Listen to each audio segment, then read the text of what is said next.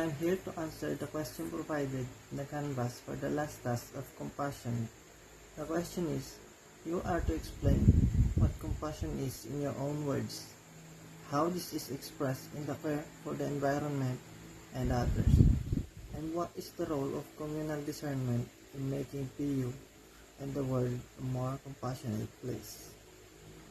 For me, compassion is a profound emotional response to the suffering and needs of others, characterized by empathy and a desire to alleviate their pain or improve their circumstances.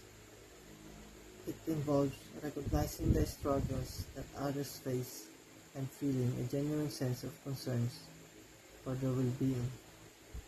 Unlike mere sympathy, which is often a feeling of pity from a distance, compassion drives us to take actionable steps to help and support to those in need. It's about connecting with others on a deeper level, understanding their experiences, and actively working towards making their lives better. When we talk about compassion in the context of environmental care, it reflects an understanding of our shared responsibility to protect and preserve natural world. Compassion for the environment means acknowledging that our actions have significant impacts on ecosystems and other living beings.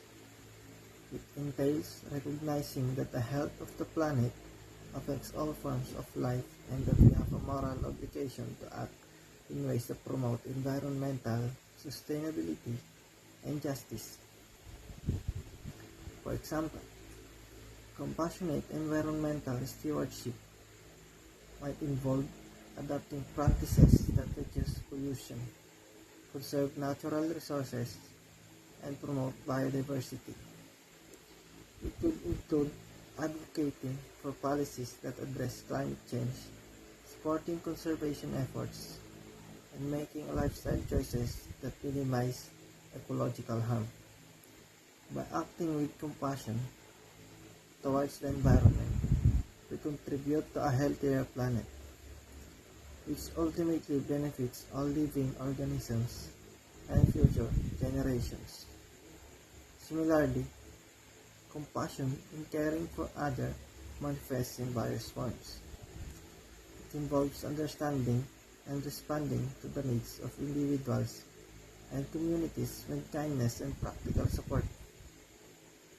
This can range offering emotional support to friends and family, to participating community service, or advocating for social justice and equality. Compassionate actions might include volunteering at shelters, providing financial assistance to those in need, or simply being present and attentive to someone going through a tough time. The role of communal discernment is pivotal in amplifying compassion, both in our local communities, like a university, often abbreviated as PU, and a global scale. Communal discernment is a collective process of thoughtful reflection and decision-making aimed at understanding and addressing the needs of the community or society. It involves bringing together diverse perspectives to evaluate and respond to issues with empathy and insight. In practice, communal discernment means that groups or communities engage in discussions about the challenges they face, consider the impacts of various actions, and work together to develop solutions that reflect shared values of compassion and equity.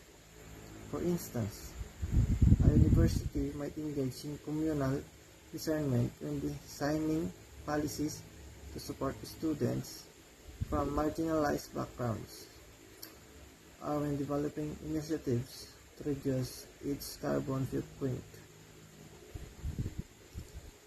This process ensures that the decisions made are not only informed by practical considerations, but also by a deep understanding of their effects on all stakeholders involved.